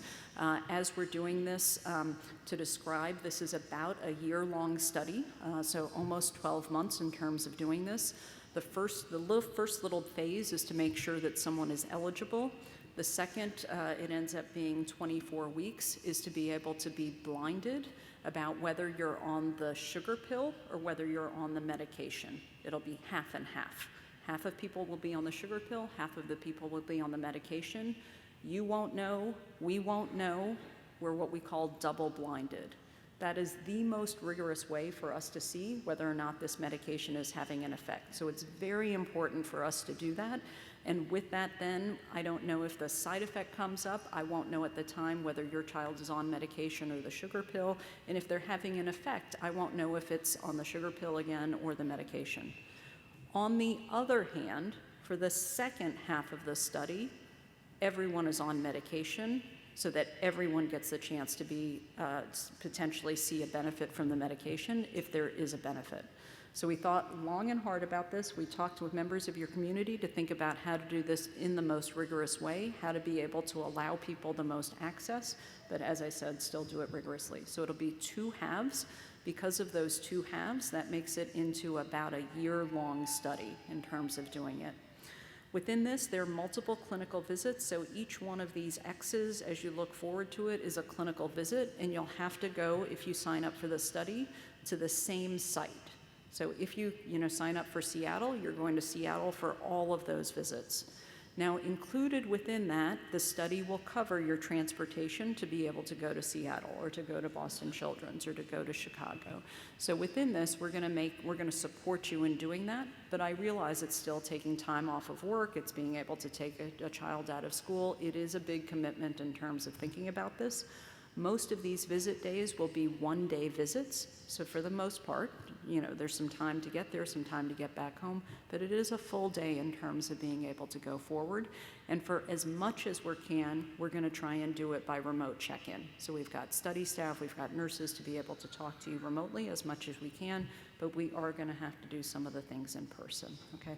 So we've tried to balance in everything we do to be able to get it just right in terms of doing this.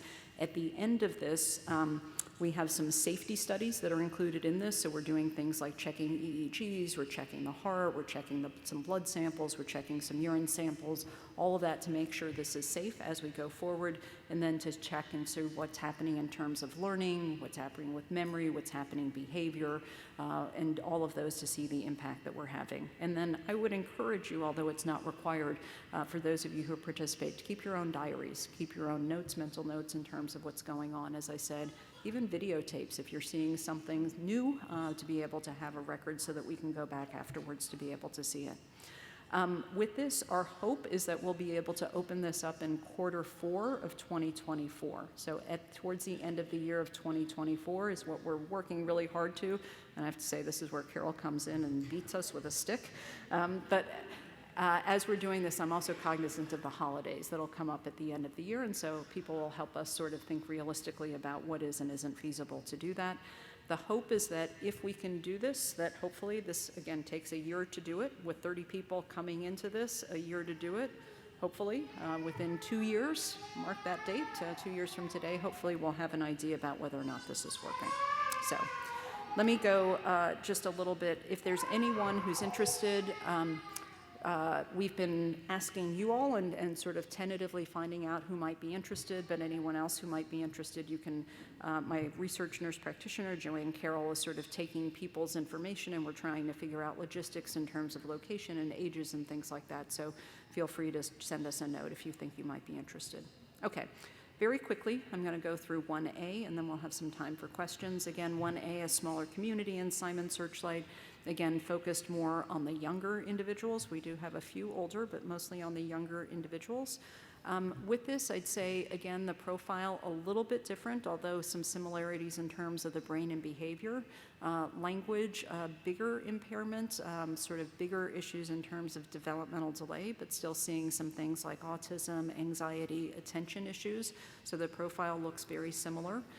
Still some similarities in terms of issues with muscle tone, ability both in terms of gross motor skills as well as fine motor hand skills that we're seeing, and some individuals diagnosed with cerebral palsy, and some issues in terms of not just vision in the eyes, but vision in the brain or cortical visual impairment. Seizures also a similar concern that we're seeing in a variety of different types of seizures, and seizures also across a range of ages. But again, remember that most of our people are still young at this age. And as we think about this, I would say, again, similarly, medications that we traditionally use have also been used for this condition. Hasn't been something in general that's required multiple medications for use, so similar to what I was saying for 5D, although I think we've got less experience, and so the jury is still out. I'd still like to have more data before we're quite confident and would write, for instance, clinical care guidelines to this effect. A little bit different, I would say, in this dimension of the heart. I do think this is one of the differences. We don't tend to see heart issues with 5D, but we do see a little bit more in terms of heart issues. And it's a wide range of issues, and I think we've got to dig into this a little bit more and know over time how serious this is. So this is one of the things in particular I've put on my radar to think about. And again, in terms of surgeries, they've for the most part been pretty standard pediatric surgeries, tonsillectomies, adenoidectomies, hernias, things like that, but except for the one case of congenital heart disease, things not as serious. The orthopedic issues or bone issues, somewhat similar. Scoliosis, again, in terms of an issue as the children are getting older, but also some issues in terms of the rib cage. The rib cage in the chest sometimes being formed a little bit differently, and I'm going to be watching that to see if that's imposing any problems in terms of breathing issues over time. I'm not saying it is, but it is something we're watching to see. And then again, as we talked about, being on the shorter side and just knowing and expecting that as people are going to their pediatricians and getting heights and weights measured. Again, similarly, vision issues in terms of being caught up in terms of your eye exam, knowing if glasses are needed, making sure that if there's crossed eyes, whether or not patching is helpful or whether or not surgery is needed for that. And then overall, as I said, sort of a similar distribution in terms of other medical issues, a little bit of kidney issue, again, gastrointestinal issues in terms of some of the diarrhea and constipation, but overall some similarities. Medications, again, medications for the types of things we talked about, seizures, reflux, constipation in terms of gastrointestinal issues, some issues in terms of behavioral issues, and some, whether it's ADHD or antidepressants, but again, very small numbers. So hopefully you get the flavor so that if you end up having lunch someone that's in the 5D community with someone within the 1A community, I think you'll find you've got a lot of similarities and probably a lot of similar strategies that you can think about in terms of coping. But I don't want you to get thrown off your game. There may be slight nuanced differences between the communities and between the groups.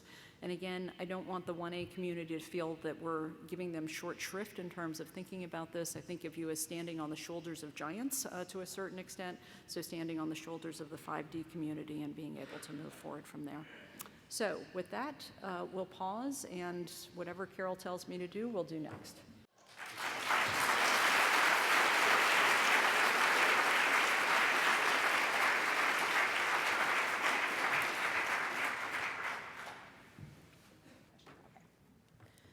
Okay, we're specifically going to take questions now about the trials. The rest we can take care of during the panel coming up in just a bit. Okay, first of all, did you want to take these up here? What's easier for you? All right. When would it be possible for children under 9 years old to attend trials? So the way I think this will work, we'll do the currently outlined trial. Hopefully all of that goes well. If we go around the timeline that I thought, about 2 years from today, we should be able to have everyone through, have the data analyzed, and have some sense of what the outcome is. Let's hope that it's positive.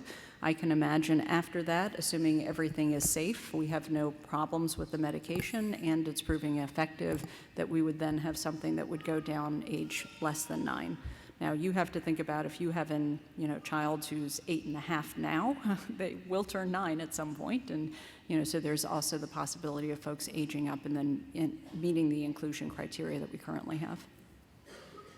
All right, next question here. Do you need 30 individuals to move the clinical trial forward? And do you anticipate any challenges finding the 30? Good question. So we are currently outlined as doing 30 individuals. We're assuming, and you all have been great in terms of thinking through that. I do think we can get to 30. I do know, though, that it is something that's going to be I'll say burden. It is going to be a lot, and so it is something that you need to think carefully about. It's not going to be great if people join the study and then drop out halfway through. So I do hope that people think really carefully about whether it's something they and their family can commit to. There's no shame or problem if you can't, but as you do it, we are designed intentionally to do 30 people because we think we can see a difference with 30. And again, remember that half of people are on a sugar pill. So we're really comparing 15 people on sugar pills to 15 people on medication, and those numbers are still pretty small. Now, is the prescription FDA approved or experimental? The prescription is not FDA approved, so this is an experimental medication. It's not something that I could prescribe for you and you could go to the CVS down the street. All right, next question here. Are the similarities with Fragile X more on the genetic side or on the clinical phenotypic side? Good question. So the genetics are completely different, so it's not because they're similar in that way, but they are similar in terms of the effect on the brain and some overlapping features in terms of behavior and thinking and learning, and so there are similarities in that way. And what does success look like here, i.e. what impact are we expecting this to have if it works as hoped? Yeah. So success is that we're hoping that children are learning better, thinking more clearly, able to learn, but I do think these are going to be synergistic things. So in other words, what I'm saying is I hope the medication is helping the brain to work better, but I think this is also going to be within the context of children within a rich educational environment where they continue with their therapies, they continue with their educators, support them, but I'm hoping that whether it's because they can focus better, whether it's because they're just making the connections across their brain better, whether they're remembering better. I have to be honest, I don't know which or all of those are the actual biology of what's going to happen in the brain, but I hope what their therapist and you are working with them is going to catch more. It's going to stick more. So they're going to be able to perform more things over time. And we only have 6 months, remember, to measure this. So it's a relatively short period of time where they're exposed to the medication. So we're looking for how much more they learn and how much more functional they are within that 6-month period. All right, next question here. Keeping in mind the expected impact of the current solution for 5D, what is the delta required to achieve the same for 1A? Is it a modification or a whole new process? So it's effectively a whole new process in terms of with the regulatory agencies, you have to put in an additional application. But the more evidence we have in terms of safety first, that it's a safe medication, and that if it works, we can refer back to the biology being very similar, I think they'll, again, go forward much faster than what we are for 5D. I have to say, this is no fault of either Carol or myself or anyone else. It has taken us, we are working with the company, just full disclosure in terms of doing this. And so not all of this is under my control or Carol's control. We have to work with them. They're definitely good partners within going forward with this, and they have the experience from Fragile X. But ultimately, we would have to work with them for any other condition also that we went forward with. What results do you hope to get in the clinical trial? So what we're hoping is that we'll move the needle in terms of, for instance, expressive language, in terms of what children or young people are able to do from a functional level, different, whether it's some of the tasks of daily living, whether it's communication abilities, but it's essentially functional, how their brains are working to work with their bodies. When the treatment will be successful, how do the other countries get involved? Good question. So I'm going to say this is a little bit complicated because there's so many different countries involved. There are, in terms of path forward though, there are many countries that essentially cede to the FDA, and so if something gets FDA approved, there is a much faster path forward, which many times doesn't require a clinical trial, in which they'll sort of take the information from the FDA and say, you've got that, we trust you, and be able to make an approval or make a special exemption, especially when it comes to rare diseases. So I do think going first with the FDA is in many ways the hardest in terms of doing that. So I won't say downhill in a bad way, but hopefully much easier after that. How can we contribute to the research from our home country? So the biggest thing right now is, as I was alluding to stand up and be counted. So make sure for everyone that we have what your slope is like now, to be able to understand what the issues are. Just being able to know, for instance, in the community that people don't have kidney problems, don't have liver problems. It helps us in terms of building the next phase of the study that comes forward. Whether or not seizures are a common problem at baseline, what we need to watch out for. And as I said, being able to, I've already started thinking about what our European colleagues would do to help us as we go forward to the next major regulatory agency for this. But we're also, too many phone calls in the middle of the night, thought about Australia, understanding what their regulatory process is, Southeast Asia, understanding those issues. So we're very quickly thinking about, if we get success, what are very quickly the next steps that we have to take. The second half of that question, Wendy, is there a standard set of tests that you can advise to take? So the standards, I don't think people have to worry about with their own clinicians doing a whole bunch of tests. So I don't think you have to go and have an EKG or go and have your liver function checked or anything like that. I think we're trying to make it very accessible in terms of just fill out, we trust you. So just fill out those online surveys to tell us what your doctor is telling you, and make sure that we see what you're seeing from a behavioral point of view. I will see if there are, and this I do literally with my own kids even, I do think that most of us have phones now that can take videos. If you're seeing something that you think is showing you how your child does something, whatever's important to you, but how they're doing something, how they're communicating, how they're writing, how they're eating, anything that you think is important, being able to capture it by video and document it, because sometimes my memory plays tricks on me, right? I can't exactly remember. If I can literally roll back the video and see it again and see it over time, I can pick up on things that my memory doesn't play tricks on me then. So I've personally been using that a lot more with my patients in terms of being able to document over time and then going back and seeing those changes over time. So if you like doing home videos anyway, just make sure you organize them and keep them up in the cloud wherever it is, and don't delete those files. They may prove to be quite effective in the future. Next question here. For a fairly functional child, what would the positive effects of the medication look like? So I'm glad to talk with people offline in terms of what it might be, but as an example, attention is one of the things I'm curious about. So focusing and attending, and there are measures we have for ADHD, but operationally what I think that ends up being is being able to learn better. So again, it's sort of being able to focus during an educational session. So what we might see is that people have learned more from an academic point of view, a scholastic point of view, from a skills point of view. They just may, that instead of that slope being like this, we may bend the curve and we may be able to learn more faster.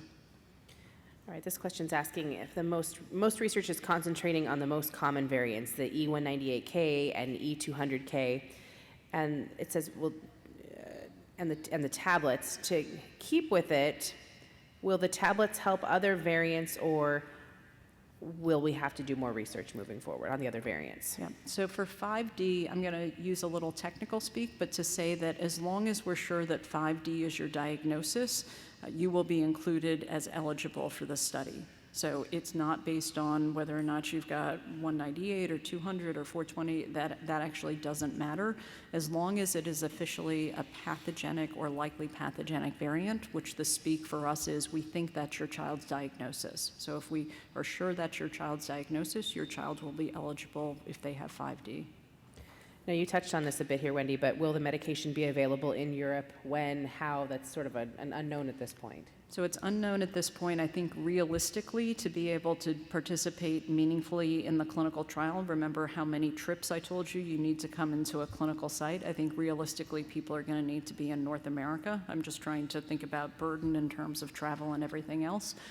So with that, the hope for me would be that we can do this and relatively quickly move forward and disseminate it throughout the world. But we need to start here. The second half of this question is, is there any way that we Europeans can help the process of approving the medication in Europe? So let me think about that a little bit more. I think again, we have to work with the company that actually owns the medication itself, and so to a certain extent we're going with what they're comfortable doing and what they can afford to do in terms of going forward. I think if we were to go forward, so let me say one thing.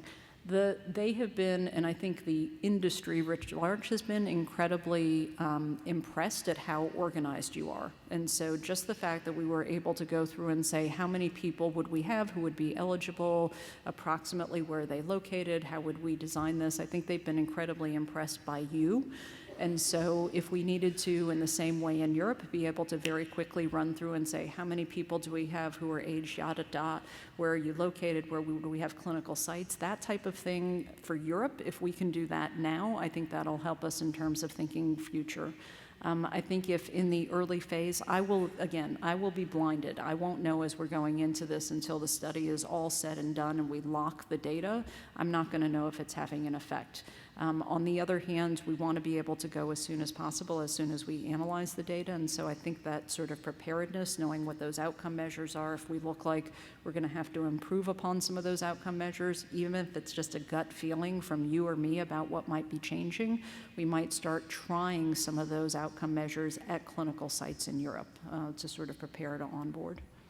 And one last question in terms of all of this, what will be the cost of that medication for families? No idea. I will say that Joe in particular, I can't see Joe over there, but has been adamant with every single discussion that this is not just about getting a medication approved, but it's about getting a medication accessible. All right, next question here. Does this medication affect PPP only, or would it also improve regular non-PPP brain function? So I don't know the answer in terms of what brain function it'll improve. I don't suggest you as a parent take the medication and snitch it from your kids. But over time, it may be that it'll help other conditions beyond 5D, even beyond the phosphatases. We'll see. All right. Are there any already known side effects that have been shown or seen? There hasn't been anything significant that I've seen that I'm concerned about. Can nonverbal kids be in the trial? Yes, and we will have different measures to look at the impact for nonverbal versus verbal kids. This is a repeat here, same question. If successful, what is the expected cost of the medication, which remains to be seen at this point. But next question here, how do we apply for our children to join the trial? So you can either grab me or you can email Joanne Carroll, and as soon as we know that we're opening up, we're going to be figuring out what location people want to go to and start even, letting you know all the details so you can make a good decision. All right, this question says, how will you know to attribute this or that improvement to the medicine and not to other factors? Yeah. So in fact, you don't, as we're going forward. That's why we try and keep every other thing constant as much as we can, so that we do know it's the one variable that we've changed in terms of this, but you don't know. So what we do in the clinical trial is have half and half. Some people that are getting medication, some people don't. In any one person, we don't know, but we use the collective of those numbers on average to say, by chance, 15 people wouldn't have all had that same effect, and the other 15 people that didn't not see the effect. And so we use, the averages of those populations to be able to answer the question. But truly, we won't know. On the other hand, I will say if there's an improvement, I don't really care. An improvement is a win. I'll take it. Is there a seizure risk with this medication if my child doesn't have seizures? The hope is no. I haven't seen any of those concerns in terms of the Fragile X study. I will say just due to the 5D condition, there's always a risk of seizures, so it could be completely independent from the medication that we could have a seizure for the first time. And again, that's part of why we have that placebo arm, to be able to see with a group of people who are just getting a sugar pill, how often do those things happen. If the clinical trials show measurable success, how much longer would it take for FDA approval? I don't know. This is officially a phase 2 trial, so technically the FDA would require the company, I think, to go through a phase 3 trial to go forward. For rare conditions, though, they care a lot about expediency and making sure things go forward. I'll say this because I think I'm publicly allowed to say this. I'm now on an FDA advisory board for rare genetic conditions to make sure that your voices are heard and to be able to make sure that they're understanding the urgency for moving these things forward, not specifically for 5G.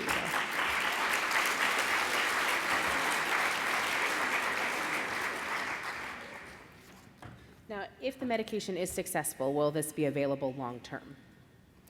So if the medication's successful, assuming the FDA approves it, yes, the entire idea is that this is something that long-term is accessible to the community. And I'll also say, if it's good but not perfect, the team here, this is not our final sort of swan dance in terms of things, right? I mean, I do think we're going to continue building on what we need to do. This is the first, but I hope this is going to be the first of other what prove to be effective treatments for the future.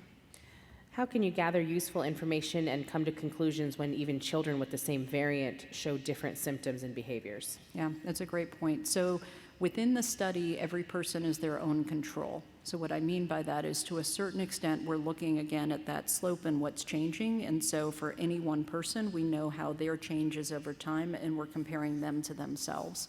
And so understanding that sort of within person control gives us the power to see even across individuals who might have diversity in age and sex and where they live and other factors that are affecting things. So that's baked into the study design.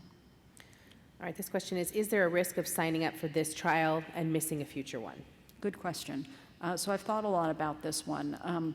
The good thing about this trial and this medication is that when you stop it, it'll wash out of the body relatively quickly. So for those of you who are concerned about side effects or does this block you out from something else, this is not like some of the genetic therapy studies where you get your one shot and that's it.